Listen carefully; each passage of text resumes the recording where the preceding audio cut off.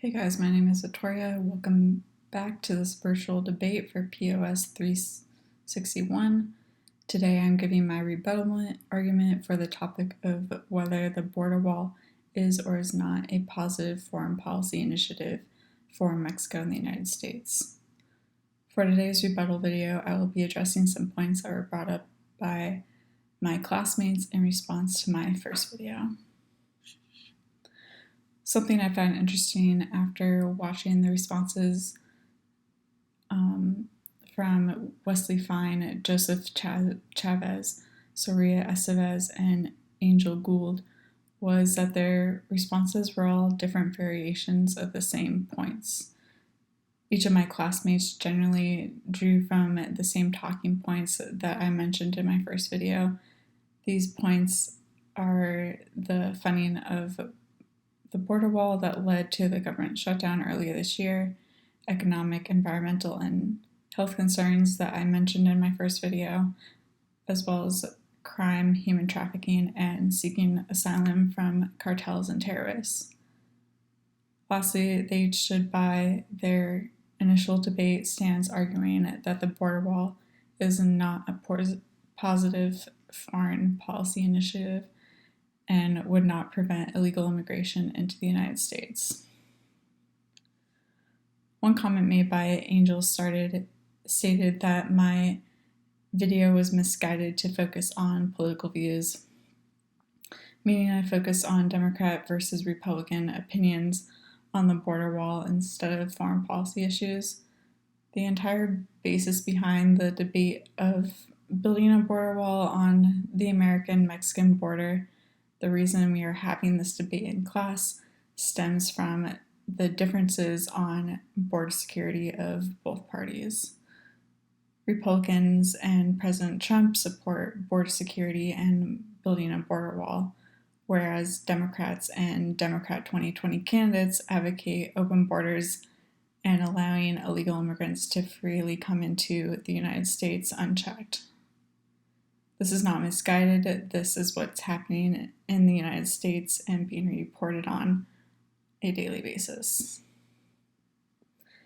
It's ironic that we are having these debates in class as the Supreme Court continues to battle over the border wall in Washington, D.C. According to articles I've read today from the Daily Caller and other sources, environmental groups and House Democrats urge the Supreme Court not to disturb a lower court order blocking the reallocation of military funds for border wall projects. Whereas the Trump administration requested that the Supreme Court place the ruling on hold, known as a stay, while litigation continues. Environmentalists fear an irrevocable victory if construction of the border wall begins. Angel also mentioned that President Trump's border wall is an environmental risk, placing natural habitats at risk due to lack of planning. This comment is misguided because President Trump and the border wall engineers do have a plan for the border wall. They're not just freely building sections of the wall hoping that might connect. President Trump has also addressed environmental concerns, exclaiming how there are geographic and natural formations along the border that provide a natural barrier where it would be impossible to build a wall anyway. If I had time to include visuals in these debate videos, I would have. However, the proposed border wall is not a single slab of solid concrete. The prototypes for the border wall consist of 8 prototypes that meet the security standards of preventing breaching, digging, and scaling attempts of the wall. The border wall would be accompanied by lights, surveillance technology, and patrol roads and Border Patrol agents. A few of the prototypes are designed with slats on the top or bottom of solid concrete slabs. These slates are designed to allow passage of animals in places of natural habitat concern, while still meeting breaching and scaling standards of the border wall. Soraya mentioned in her rebuttal that Congress passed the Secure Fence Act under President Bush in 2006. The Secure Fence Act partially funded 700 miles of border fencing, which cost an estimated $2.3 billion. There are claims that illegal immigrants found new routes around the fencing to enter the United States. Soraya also claimed that the economy declined by $2.5 billion after the Secure Fence Act was passed.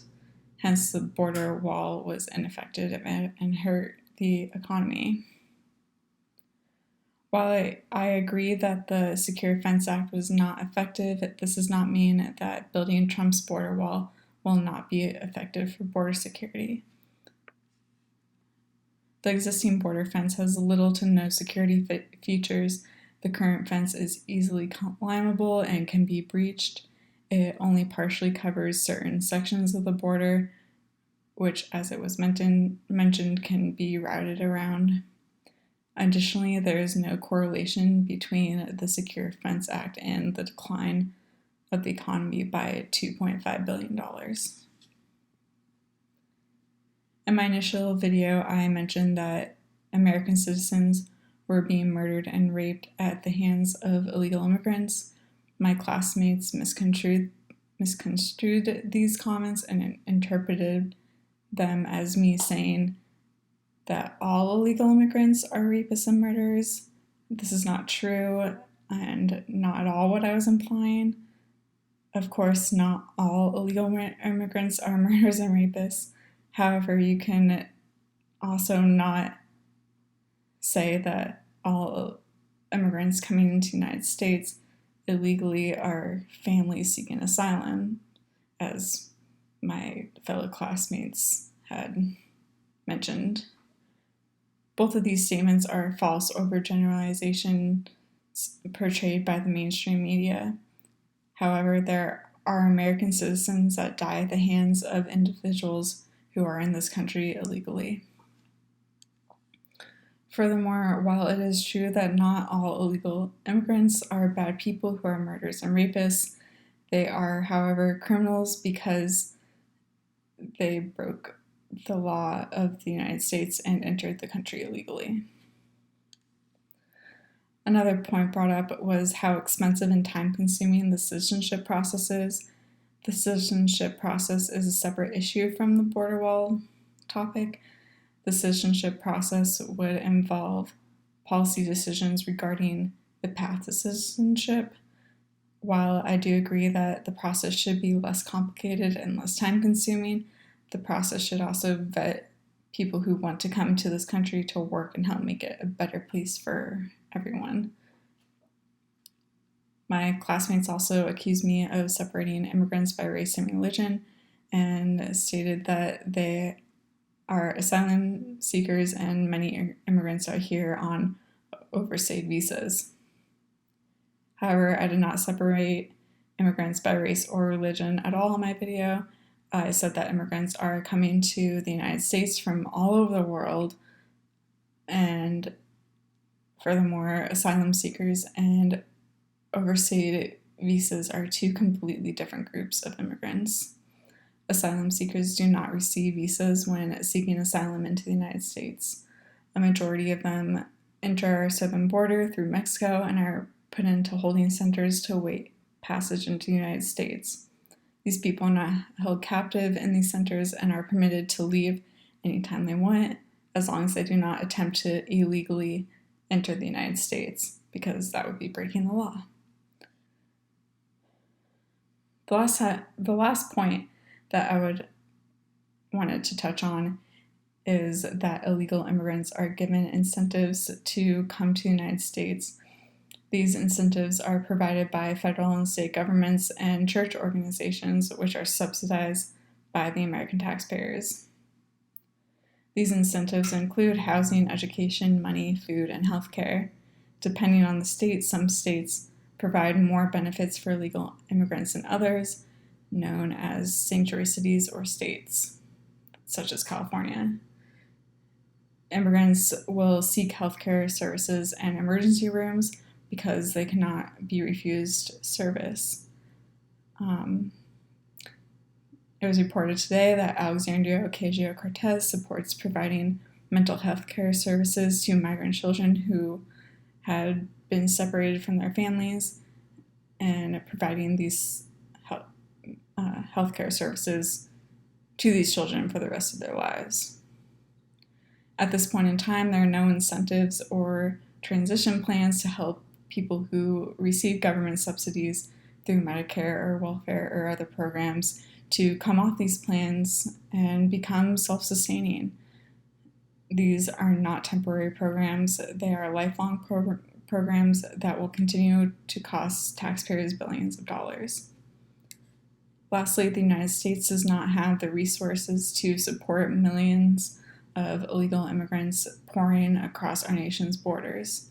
A border wall may not completely stop illegal immigration, but it's a huge deterrent.